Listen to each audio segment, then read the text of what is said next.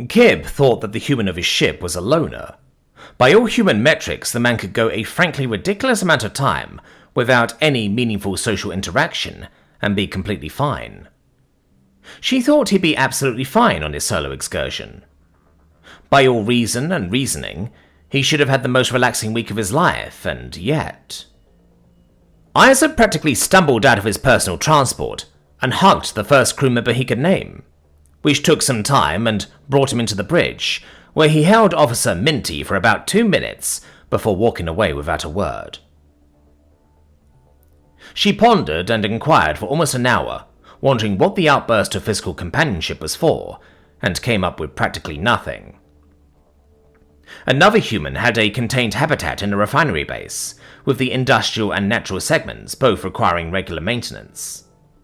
The base had adequate, even by human standards, defenses, solid infrastructure, a good bandwidth connection to the SparkNet, and existed in a fairly safe sector. Several animal companions and a small ecosystem were contained within and above the main living space, as well as the cleanest construction of centrifugal heavy ingester separators she'd ever seen. Everything was stacked up nicely, piped efficiently, easy to access, and had proper readouts. The reason he'd been summoned to look after the facility, which would have taken more than 6 of any other species, alone, was that one of their team had been kidnapped while on leave. Isaac had been brought in to look after everything while it was on sleep mode, and make sure the animals stayed fed. With their mission complete, the crew of the station was on their way back, and the human who'd looked after their staff had returned to his own duties. Or so she thought. Kib was looking around her ship for Isaac for a long time. He wasn't in any of his usual spots, and instead only found him by happenstance. He was sitting on the very frontmost point of the vessel in his spacesuit, tethered properly, boots engaged, just standing. She shrugged, assembled her suit, and made her way out to join him. The passing scenery of the local gas giant and sun-focusing megastructure was quite captivating. "Welcome back, human Isaac. Did you enjoy your staycation?" She attempted a greeting over comms. It made him flinch. "Bosun Kib, it's good to be back, but it was no vacation out there," he replied back, sounding a little sick. "Oh? Did I misjudge the strain of maintaining the inactive facility?" Again, her words made him flinch. Was her volume too loud? "No, Kib. There was more to it than just watering and feeding some things, but it was training in a different way." He patted the hull next to where he was sitting, a universal invitation to come sit with him.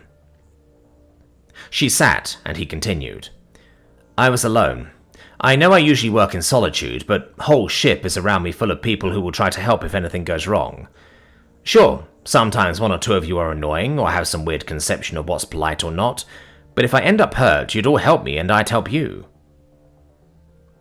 She felt the warm glow of gratitude in her chest and listened as he went on.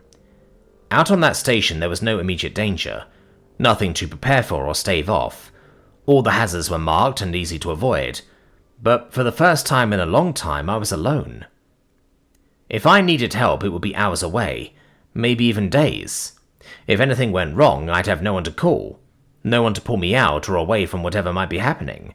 Nothing but a little blinky beacon everyone ignores because pirates are bastards. He took a deep breath and let it out slowly.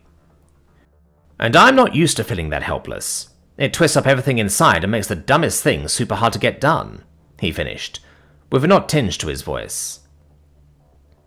Kib leaned against him and wrapped her arms around his shoulders gently, squeezing to make sure he felt it.